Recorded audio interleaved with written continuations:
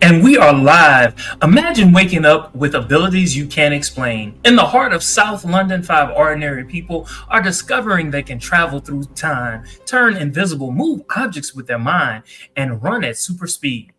But this isn't a comic book, and nobody is putting on a cape. They still have bills to pay, lives to live, and a mysterious high-tech agency tracking their every move. They don't find each other and unite. And if they don't, they won't survive. This is Supercell. Let's dive in. Oh yeah, let's take the title, Sabrina. Ooh. All right. So what Supercell has done is they've given each of the five main characters who have their kind of own storylines, self-titled episodes.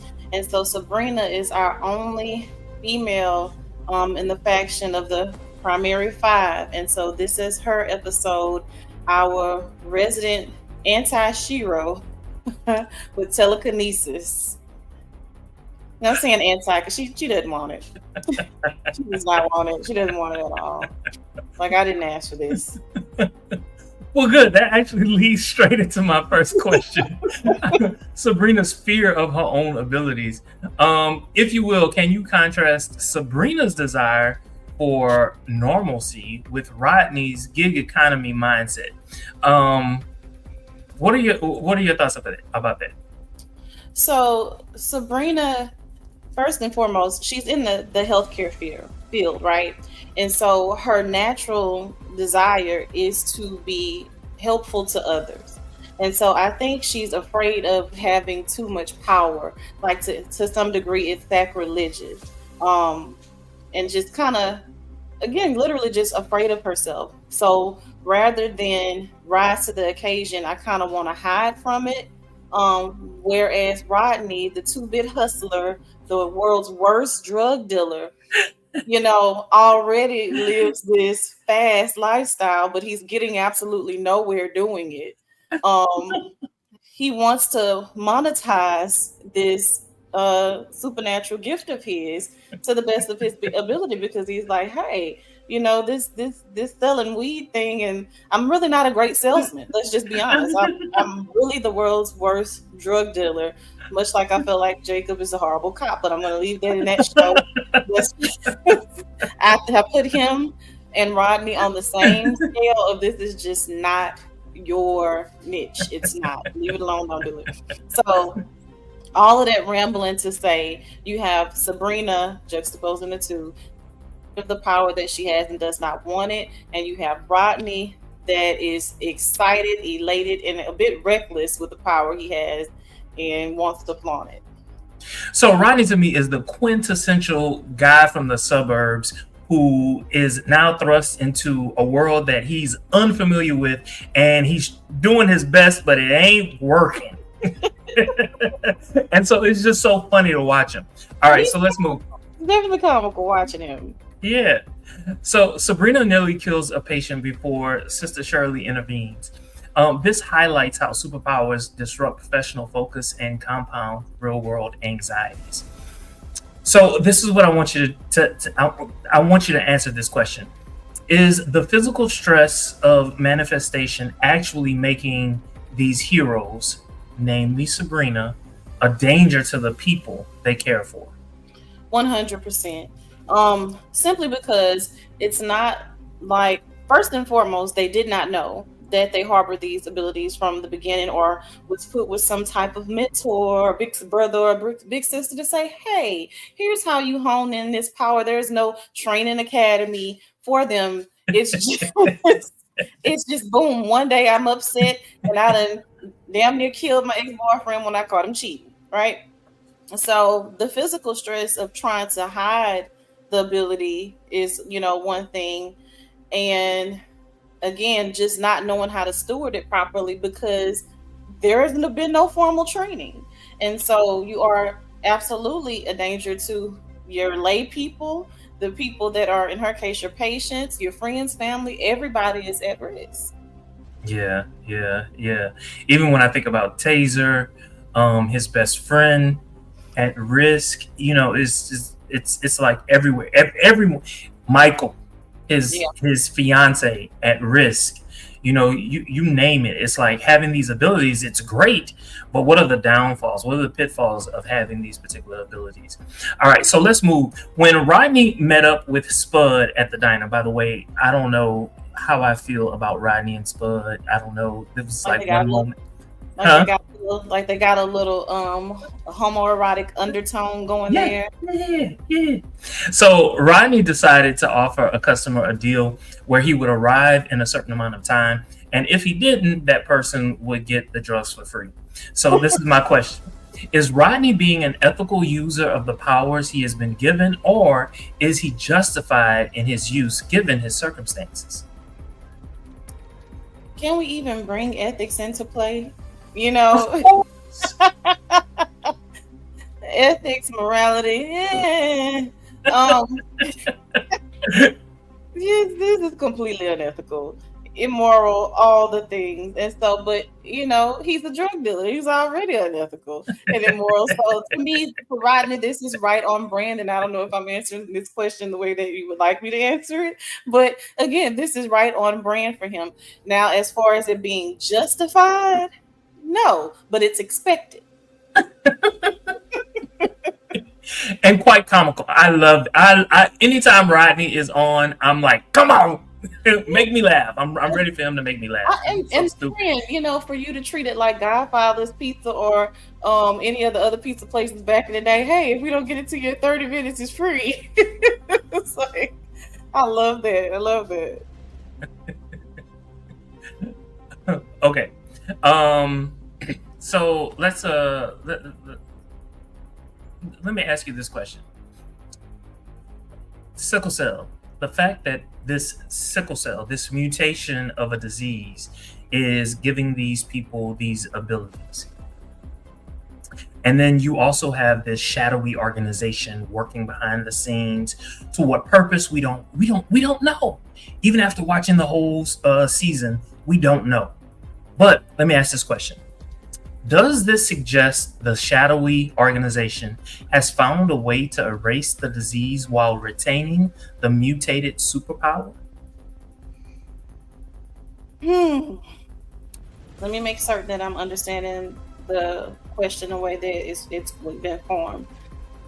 Have they figured out a way to cure sickle cell while still keeping the power? Mm-hmm. Honestly, I want to say maybe not cured sickle cell, more so than, I guess, harnessed it in order to be able to weaponize it for some later use that we don't know yet. I don't know if they've cured the mutation versus also this made me think, are they putting the mutation in people? Because there's so many of the people, I mean, which we know that sickle cell is common in African Americans anyway, but are they using the mutation and infecting people that would have not ordinarily been carriers for it? I don't know, just a thought. It is a thought. I don't know if we necessarily have evidence of that. I'm not to discount what you're saying. I'm not discounting what you're saying. I just, so far we haven't found evidence of that. But lead technician says they would say, yeah. Okay. Okay. All right. So let's move. Crazy. Do you remember Crazy? Crazy? Mm-hmm. Char's boyfriend, if you will. The one who has the ability as well. Mm-hmm, Not the one that tries to assault the sister in the back of the club, but yes. So Crazy is described as a different breed. He gifts Charlene a diamond watch and controls the local drug trade despite his criminal record. Okay. Not only is Crazy homicidal, a drug dealer, a womanizer, but he also beats on women. Is the shadowy organization intentionally releasing dangerous superheroes like Crazy to harvest the streets? I'm gonna say 100%. And so I'm still wondering like what their complete end game is. But why would you take somebody like Crazy as opposed to putting him in the lab and just studying him like the rest of the lab rats. It's very strategic. You leave him on the streets to just complete chaos, and angst as it pertains to the streets of South London. So 100%. 100%. And so they also are using him to draw some of the others out, Yes. um, that are kind of flying under the radar. What I thought was so brilliant about having Crazy out into the streets, I don't know if it was necessarily He's fine too. I don't know if it was necessarily what he does in the streets. I think it had more to do with his ability, because if someone used their ability on him, he was then able to copy their ability, which made him the perfect patsy, if you will, for their aims. You know what I'm So saying? He could defend himself by using their abilities, while at the same time, if they use it on him, he could say, "Hey, this person has the ability." I like that because we've seen that like power siphoning in other supernatural shows that we've watched. So what was it in the Mhm. Gemini clan on what was it? I don't know if it was Legacies, it was something, or was it no? What was that thing on it? Not the originals. Um Vampire Diaries? Yeah, yeah, Might yeah. might have been one of the spin-offs, but yes. hmm hmm All right. So a little bit later in the episode, Shar and Sabrina decide that they're gonna go out. While they're out, Shar is approached by a lovely young man with goals in his mouth. Beautiful, beautiful hair, beautiful language, luring her in. Yeah. Seems perfect. Seems so Mm. perfect. So Shar decides to go into an alley. He thinks that they're about to have sex. He gets upset that she says no. By the way, I was so impressed with Shar, because I thought she would have said, "Yeah, let's go for it." But she was like, "No, you think I'm gonna do this in an alley? Who do you think I am?" Yeah. So he's like, I hate women like you who, do X, Y, and Z and all that other good stuff. So Kadeem forces himself on Charlene, before revealing his ability to fly. Sabrina's telekinetic response was highly destructive. Um, Question: was she protecting her sister, or did her deep-seated rage toward predatory men override her training as a healer? That was a lot. So I'm gonna say both. The rage was still there. She hasn't been able to process completely the betrayal from the boyfriend completely, how she used her ability that she didn't even know she had on him. And I'm seeing my sister be attacked in an alley. And so all of my medical training is going to go out of the window whenever I'm reacting on raw emotion. Yes, I'm a healer by nature and all of these things. And so if I'm not bothering you, I mean, you're not bothering me, I'm not going to bother you. I don't just go out to hurt people. And so this is my family. So I think she was completely justified in the way in which she handled it, because after she calmed down slightly, she checked his pulse.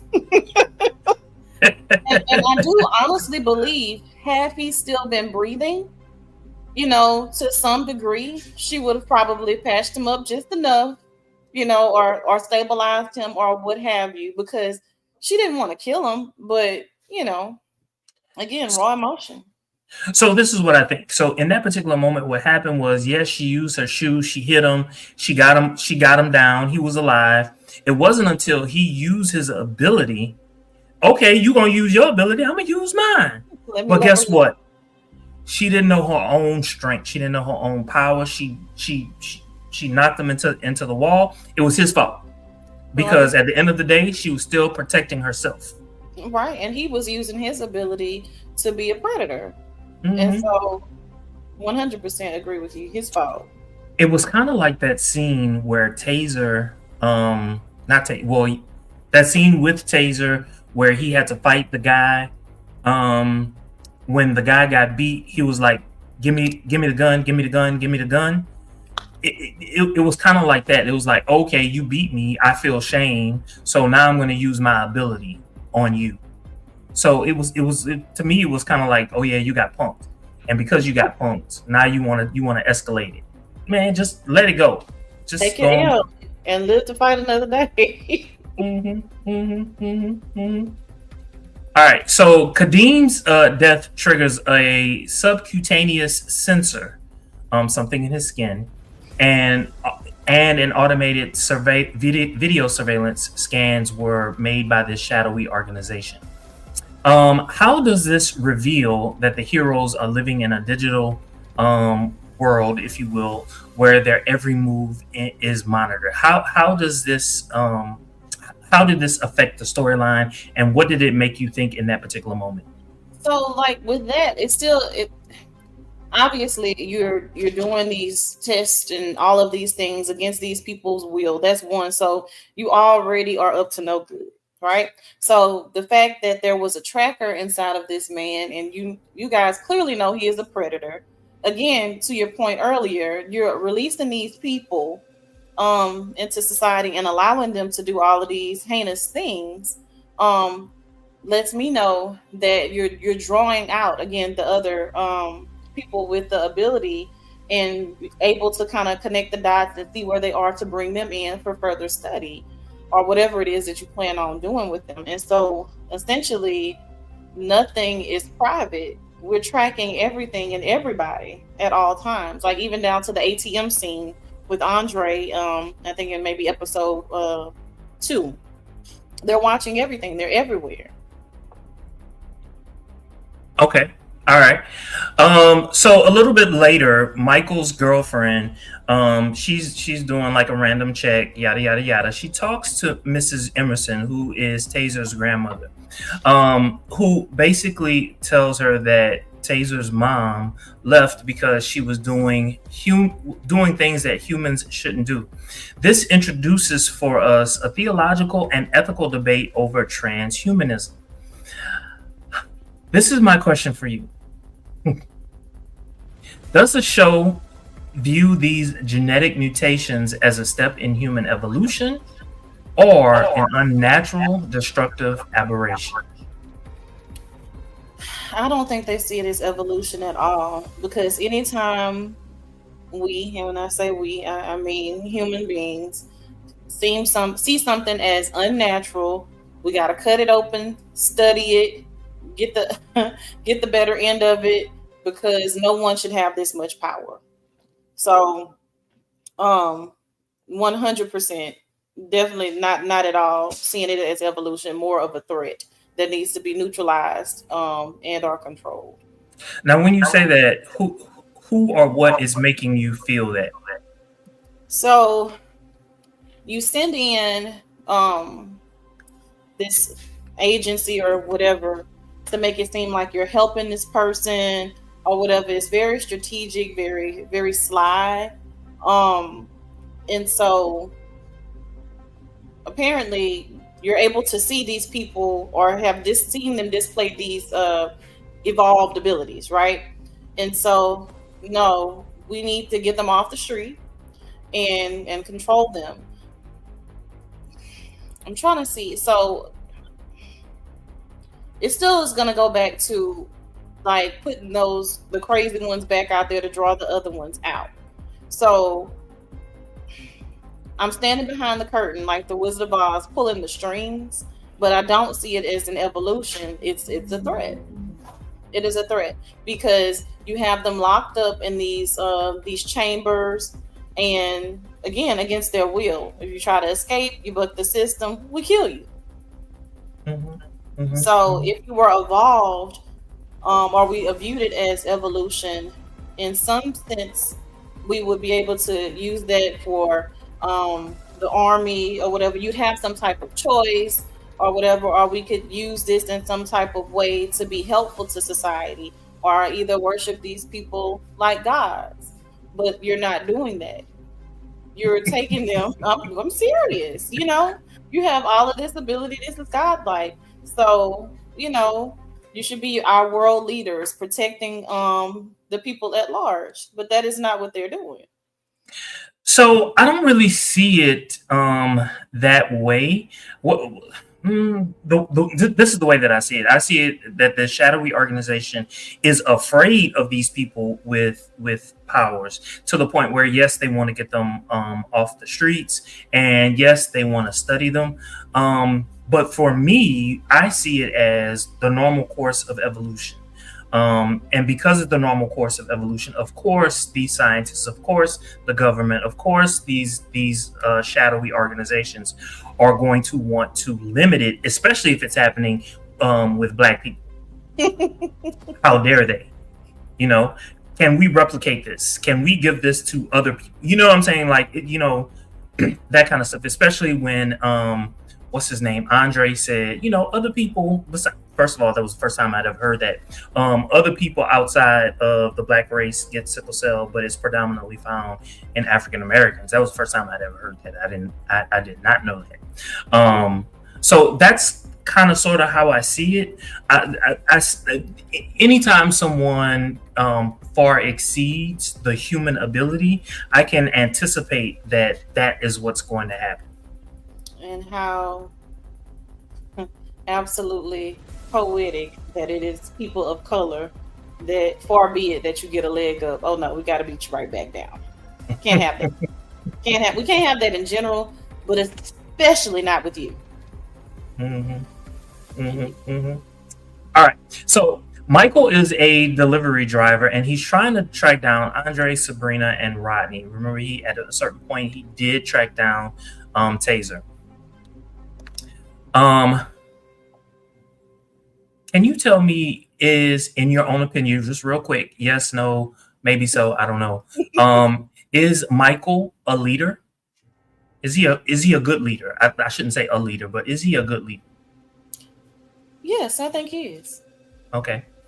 Why should these total strangers risk their lives and abandon their personal survival struggles to save a woman they don't even know? Ooh, that is a good question, because why would you? But if we look at it, how much do y'all really have going on anyway? And so why not be a service to all mankind? Because ultimately this is going to affect you. Whether you decide to help or not help, it's going to affect you. And I will venture to say it's going to negatively affect you. So why not, put your efforts toward supporting Michael, even though you don't know the girlfriend or what have you, because you don't know what else is coming. I think what was so messed up was that Michael never knew why that organization was coming for them. He just knew that they were, and it wasn't until he met up with Michael that he found out, yes, they are indeed, coming for them, and they're tracking them. But it was almost like it was the wrong person. Did I say Michael? Rodney. When Michael saved Rodney, it was the wrong person. It was Rodney, of all people. It's like Rodney's gonna think about self before he thinks about anything else. Yeah. A businessman. And I do use air quotes.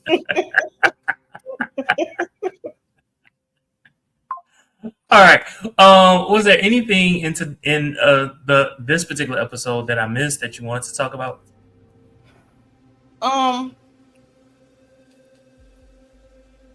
I do wish that we would have gotten, I know it's probably going to sound like really greedy, but a little bit more Sabrina, just kind of how I felt in the episode of Tazer.